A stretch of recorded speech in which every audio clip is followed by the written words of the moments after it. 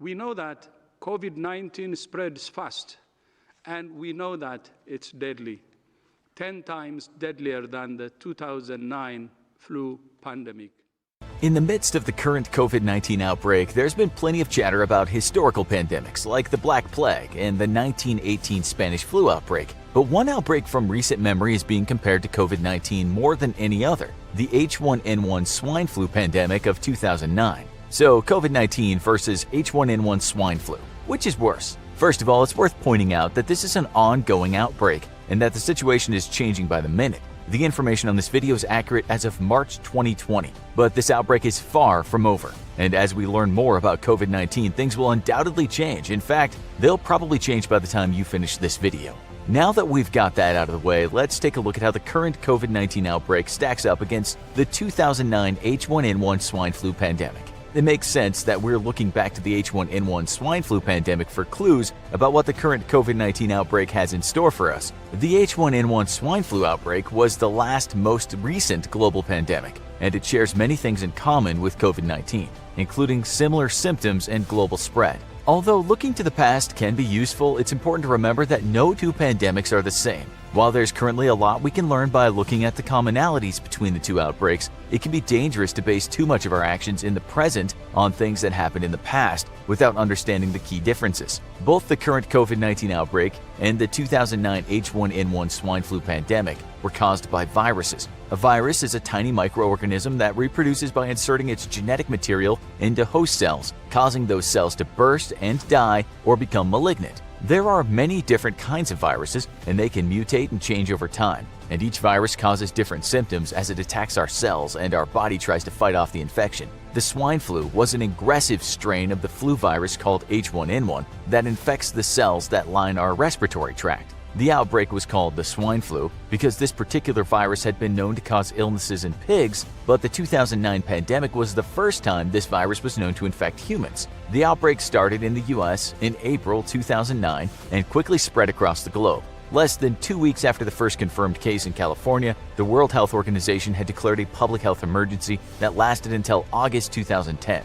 The COVID-19 outbreak emerged in Wuhan, China in late 2019 before quickly spreading to other countries. The COVID-19 disease is caused by a virus called Severe Acute Respiratory Syndrome Coronavirus 2, or SARS-CoV-2. Like the swine flu, this virus that causes COVID-19 can likely be tracked back to animals, but scientists are trying to work out exactly how it made the jump to humans. While the H1N1 and COVID-19 viruses are similar in some ways, they actually belong to different virus groups. H1N1 is an influenza virus, but COVID-19 is from the coronavirus family, and is more likely an extremely contagious viral pneumonia. H1N1 viruses have a long history of past outbreaks. More on that in a bit, but COVID-19 is a novel virus, one that has never before been seen in humans, making it tricky to look to the past for clues about the severity or duration of the outbreak.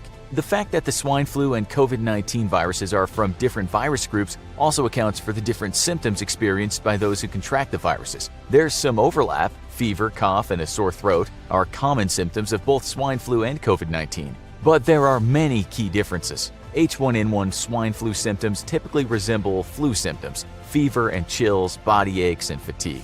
We're still investigating all the symptoms of COVID-19, but a fever and cough seem to be the most common. Other symptoms include headache, sore throat, abdominal pain, and diarrhea. Complications from both viruses can include respiratory illness like pneumonia, which can be serious or even fatal.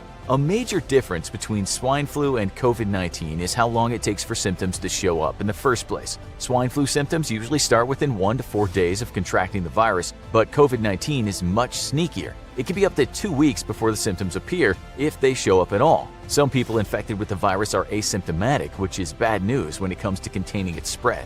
Viruses are spread through contact with infected people or surfaces. When a person with the virus coughs or sneezes, they release respiratory droplets that can be inhaled by someone nearby or end up on nearby surfaces or hands. Both H1N1 swine flu and COVID-19 can spread through these respiratory droplets, which can make their way to your mouth, nose, or eyes when you touch your face after touching an infected surface. Recent evidence suggests that the COVID-19 virus can live on surfaces like cardboard for 24 hours, steel for 48 hours, and plastic for 72 hours. Some viruses, like the H1N1 swine flu virus, can also be airborne. When people cough or sneeze or even breathe, They emit small particles called aerosols. These particles may contain the virus, and they can float in the air for a while before being inhaled, allowing the virus to spread through the air. Thankfully, so far, WHO has said there are no reports of aerosolized transmission of COVID-19.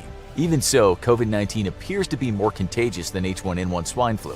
So, how do we measure the contagiousness of a virus? As an infection spreads to new people, it reproduces itself. The reproduction number, or R0 value, is a measure of how contagious a disease is. H1N1 swine flu had an R0 value of 1.46, meaning each person who contracted the virus spread it to an average of 1.46 other people.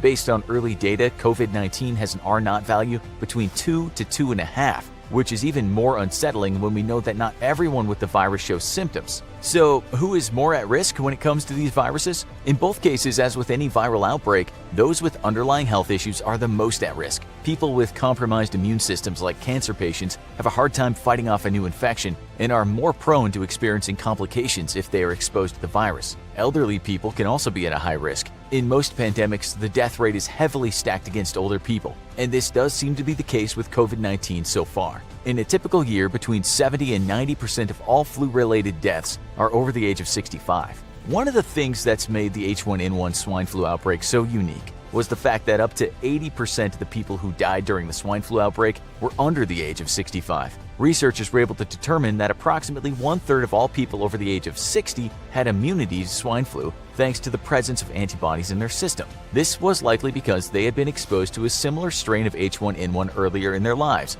In fact, the infamous Spanish flu was caused by an H1N1 virus. Very few people under 60 had these antibodies, hence the much higher than normal death rate in the under 60 population. If these older people hadn't been immune, the H1N1 swine flu pandemic could have been much worse. COVID-19, on the other hand, is a novel virus, which means we've never seen any evidence of it in people before now. This also means that no one has immunity against it since their body hasn't produced antibodies against it. When we talk about COVID-19 versus H1N1 swine flu, what we're often really getting at is which is deadlier. A decade after the outbreak, we have some clear data about H1N1 swine flu.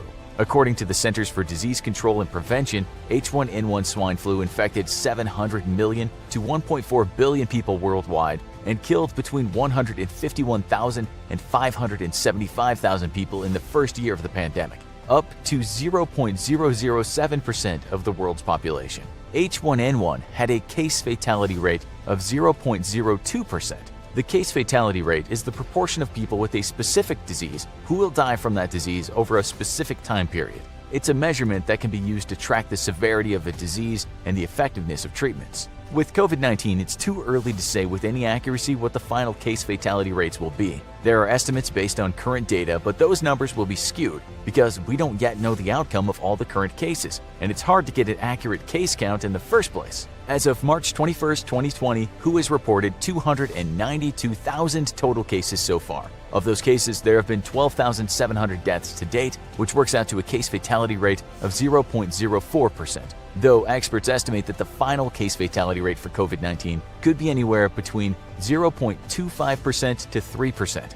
Just to put those numbers in context, the 1918 Spanish flu infected 500 million people, or a third of the world's population, and killed up to 50 million at a time when our understanding of viruses and social distancing were pretty limited, to say the least. Another huge difference between the H1N1 swine flu of 2009 and the current COVID-19 outbreak is that this is the first true pandemic of the social media age, when stories can spread faster than a virus. Sure, Facebook and Twitter were around back in 2009, but they weren't anywhere near as popular as they are now. But that doesn't mean people were immune to the kind of panic that we're currently experiencing. Robert Thompson, a professor of media and popular culture at Syracuse University in New York, was quoted at the time as saying, "If as many people had swine flu as those who are covering swine flu, then it would be a pandemic to reckon with." Early news coverage was non-stop until the pandemic story was eventually knocked out of the headlines by a political scandal. So COVID-19 versus H1N1 swine flu, which is worse? Well, unfortunately, it's too soon to say for certain.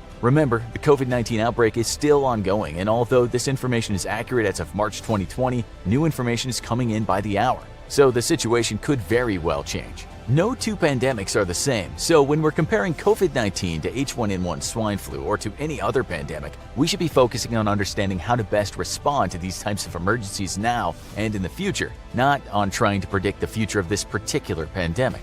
The H1N1 swine flu pandemic turned out to be not as bad as originally predicted, but experts caution against assuming that COVID-19 will be the same. H1N1's ability to spread might have been limited because the older population was largely immune to the virus. Young people shouldn't assume they're safe, although older people seem to be at a higher risk for COVID-19. There's plenty of evidence of severe and even fatal cases in young, otherwise healthy individuals. At this point, COVID-19 doesn't appear to be airborne like swine flu was, but it is more contagious than H1N1 and can take longer for symptoms to show up.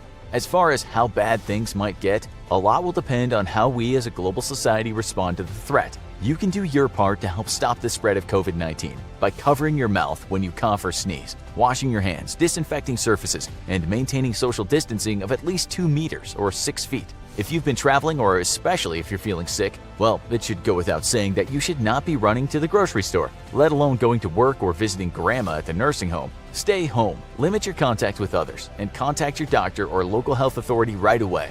Even if you don't feel sick or aren't worried about your own health, staying home as much as possible is the best way to stop the virus from spreading. Remember, you could be contagious even if you don't have any symptoms. Stay at home, not just for your own sake, but for everyone. It's how we'll beat the virus.